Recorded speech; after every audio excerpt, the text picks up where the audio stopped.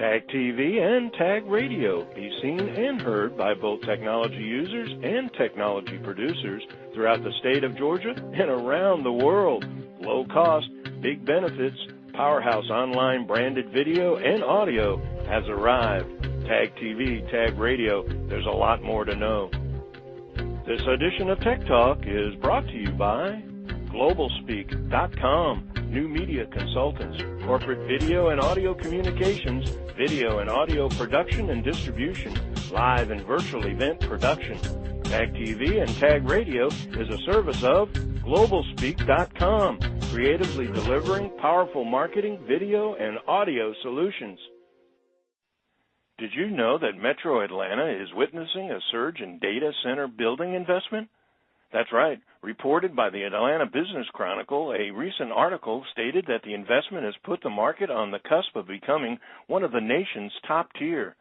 The breaking news article covered in the Chronicle stated that data center demand is expected to increase in the next 2 years. It also reported that in a recent annual survey of IT decision makers, 92% responded that they would definitely or probably expand in 2012. Demand is no doubt the driving force of data center expansion for Peak 10, multi-phase expansion right here in its Atlanta Technology Campus. A new cloud cluster as well as 2,500 square feet of additional premium data center space will bring the company's total footprint in the Atlanta market to 30,000 square feet. Plans call for even more expansion and involve the creation of a third Peak 10 data center in the greater Atlanta region. Greetings, everyone. It's Friday, September 7, 2012, and this is Tech Talk with Technology Association of Georgia President Tino Mantella. I'm your guest host, Frank Baia. Up to the Tech Talk, good news about economic expansion as one entrepreneur constantly keeps his company on the forward curve of technology's rapid evolution. David Jones, co-founder, president, and CEO of Peak 10. Headquartered in Charlotte, North Carolina, Peak 10 operates 9 other technology campuses in addition to its Atlanta operation, serving customers around the globe, providing reliable, tailored cloud computing, data center, and other information technology infrastructure solutions for mid-market businesses. David co-founded Peak 10 in March of 2000 and has led the company to a top market position as a leading independent data center, managed services, and solution provider in the United States. Named to Inc.'s annual ranking of the 500 fastest growing private companies in the country for 2 consecutive years, Peak 10 has been named as one of the top 10 best places to work by the Charlotte Business Chronicle for the last 3 years. Prior to Peak 10, David was the president of a telecommunications management consulting firm based in Dallas, Texas, and is also involved in several startup firms, including Atlanta-based Southern Net Telecom USA, acquired by MCI.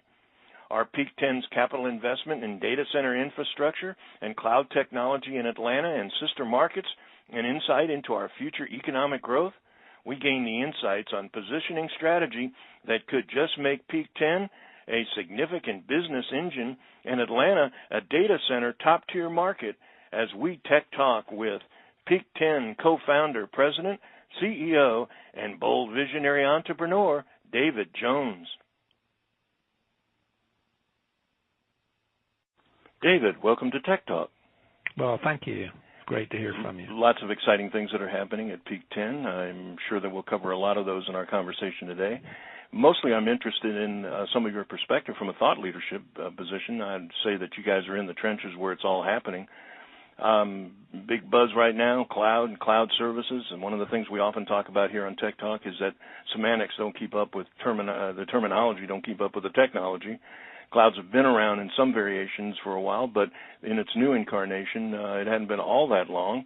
And I think you guys were kind of cloud before cloud was cool. So let's talk a little bit about your strategy and how that situation is helping to grow your business. Sure thing, and you're exactly right.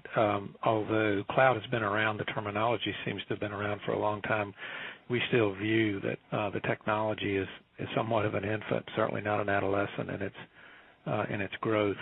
We actually began early days in virtualization, which most cloud providers don't like to consider virtualization as cloud, since it is only a component of it. But the reason we ended up about 5 years ago getting full bore into that was customer demand. We were beginning to see customer needs with more scale, and we were able to implement a few virtual solutions then, and we have continually built on that. And the funny thing, I always we kind of joke about it here a little bit. When cloud came around, our product side said, well, we're not exactly cloud. And at some point we said, guys, it's called cloud, so we're going to call it cloud. So that's kind of how we evolved into it. But it is a very high traffic, high demand service for the company across all of our markets. I think one of the things that we're in an era now where so much of the technologies aren't necessarily providing solutions as they are providing new opportunities. They're not necessarily solving a problem, although in many cases they do, but it's opening up a whole new spectrum. Let's say, for example, like the Square credit card type situation where with cloud technology, all of a sudden you got a differentiator in a financial transaction vertical that would potentially radically change that industry. So I'm guessing that in a lot of cases you're innovating by leadership. Are you providing some of the thought processes? Are your clients coming to you saying that we have an idea, will it work in that environment? Give our listening audience a little bit of an indication of how that works. Sure thing. Actually, our solution, we consider it more infrastructure as a service as opposed to application as a service. So in that context, the second scenario is what we see more of, where customers have a solution, but they're looking for a way to implement it with stability, security.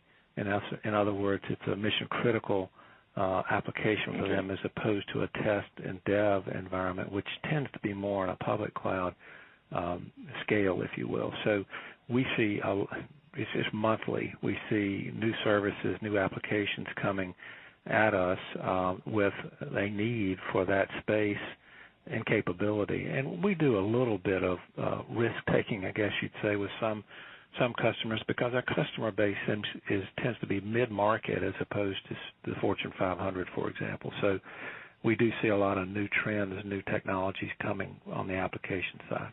Well, and of course, I think we all would love to have Fortune 500, but the reality of the situation is that so much of the political jargon is going today. It's small business that's at the backbone of what's going on. And I think, as I was saying, I certainly understood the infrastructure play. I guess it's a case where in some cases, even the small to medium-sized enterprises don't necessarily know what the solution is, but they certainly know they need the infrastructure. So I'm gathering that it's sort of like a catch-22, which one comes first, one or the other. Let's talk a little bit about the explosion in the whole area of data centers and cloud providers.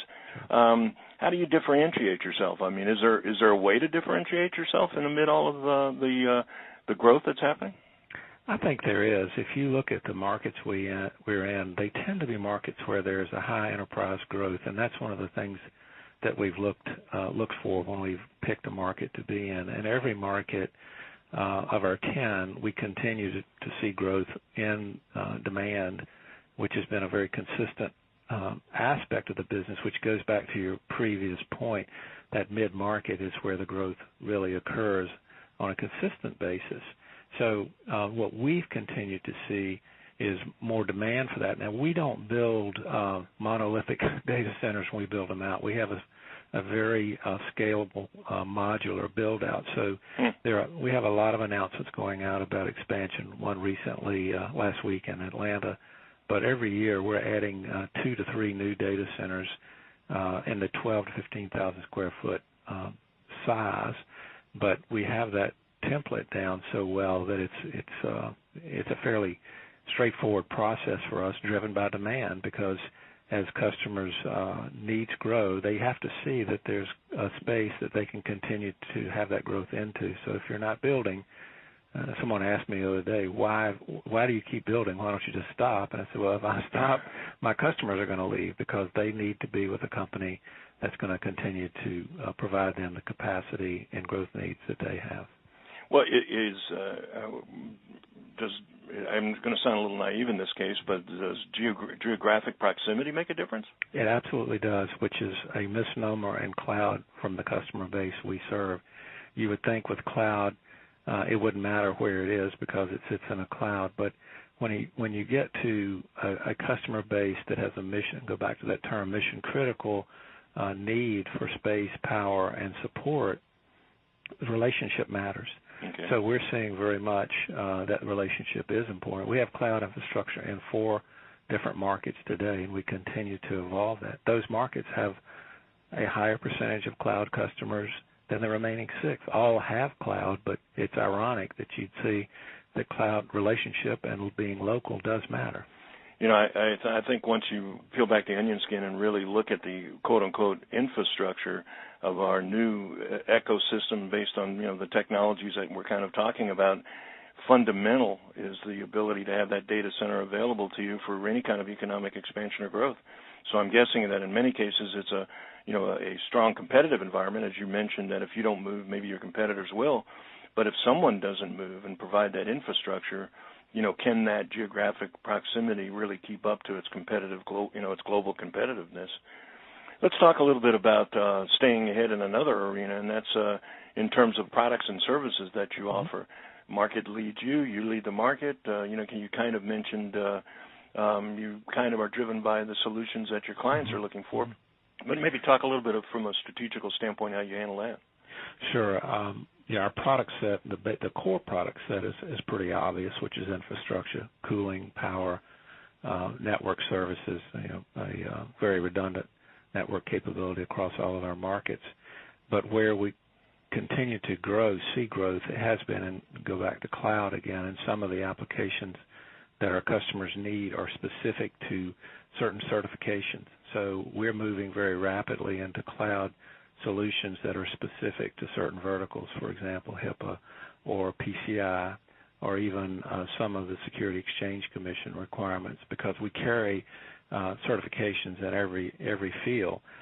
But for cloud, because a lot of cloud infrastructure is shared, the certifications you have to have are very strict. So it's been frustrating to me because when I've seen us go through the audit process in a couple of the certification areas, it somewhat delays getting that product out as fast as I would like to see it out there. But at the same time, you have to create the customer confidence and show them that you have passed all the tests and that their data is secure or it does meet whatever code requirements that are out there.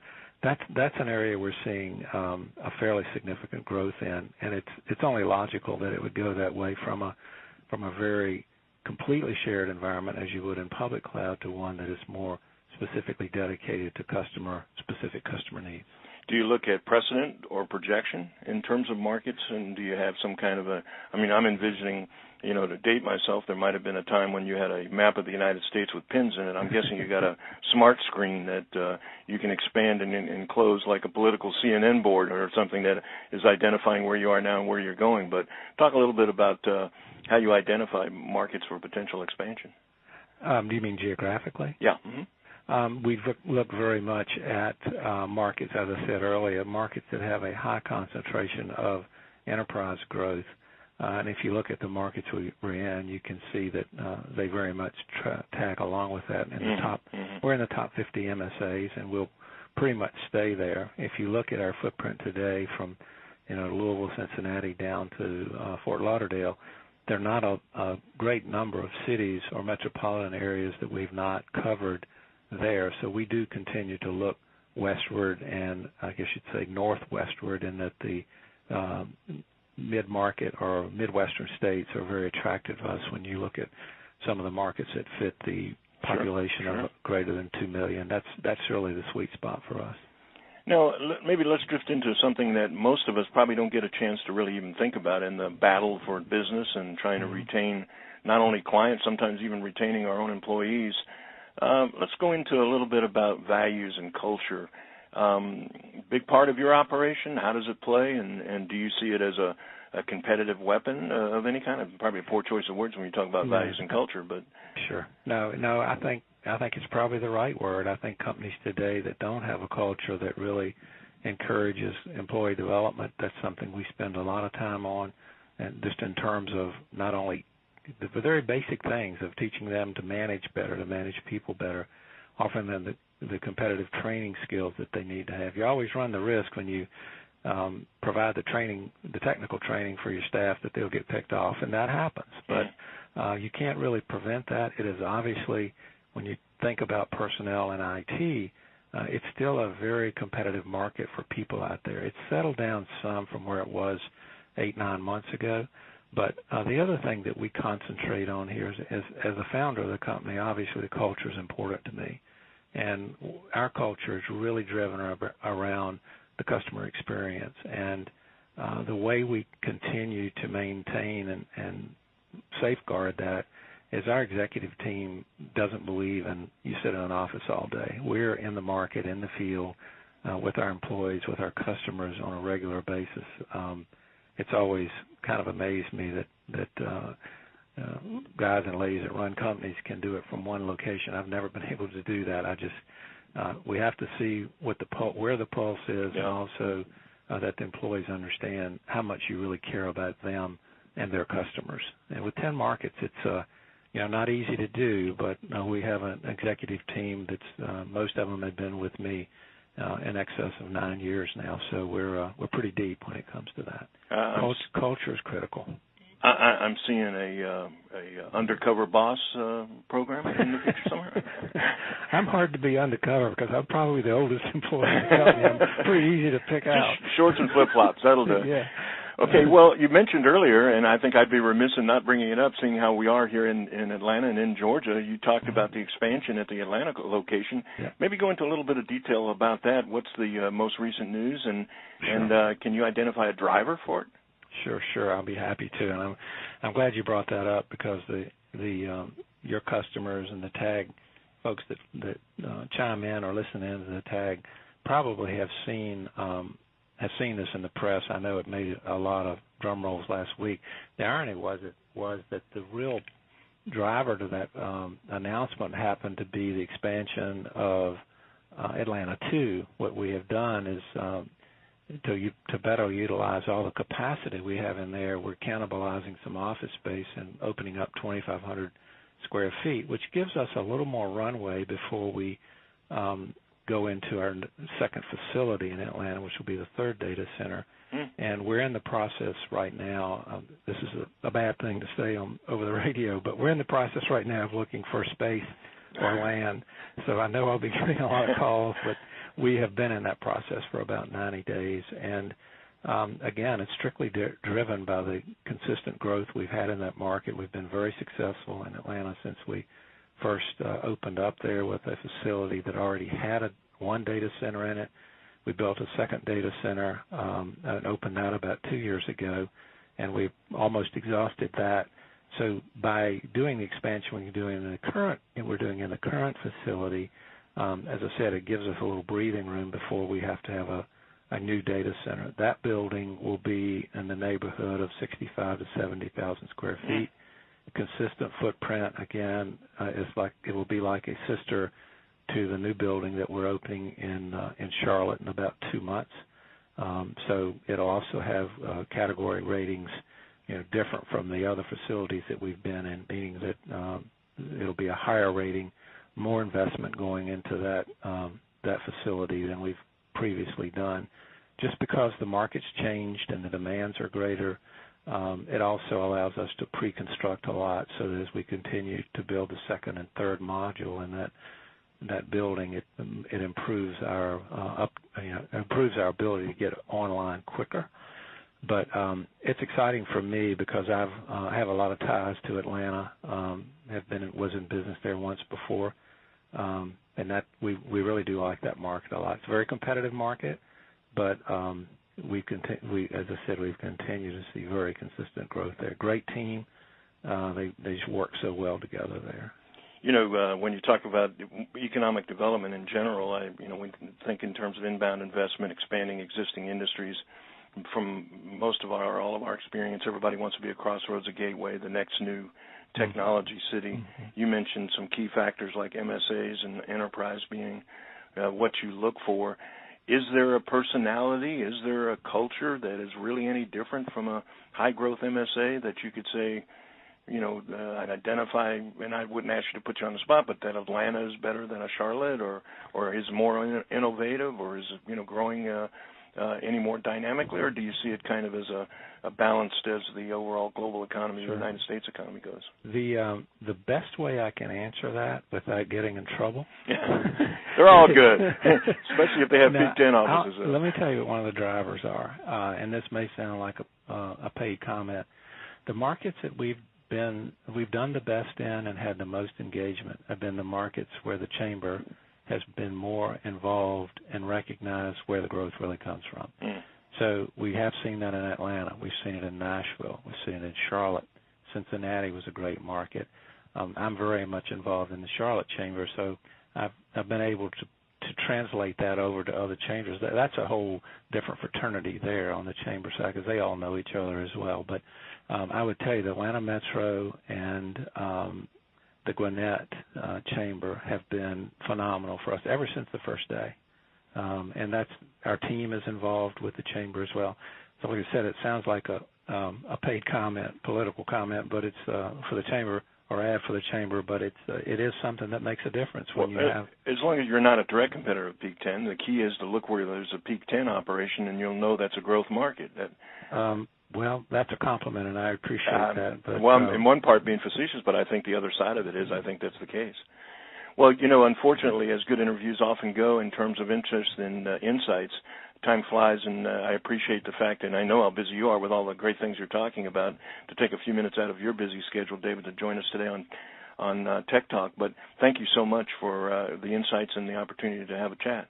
Frank, thank you, and TAG does a great job. I'm glad the listeners have a chance to get a little bit of insight from us, and hopefully as we continue our expansion there, we'll have some big announcements about these openings, and they'll have a chance to come out and see the new facilities. I really appreciate the time.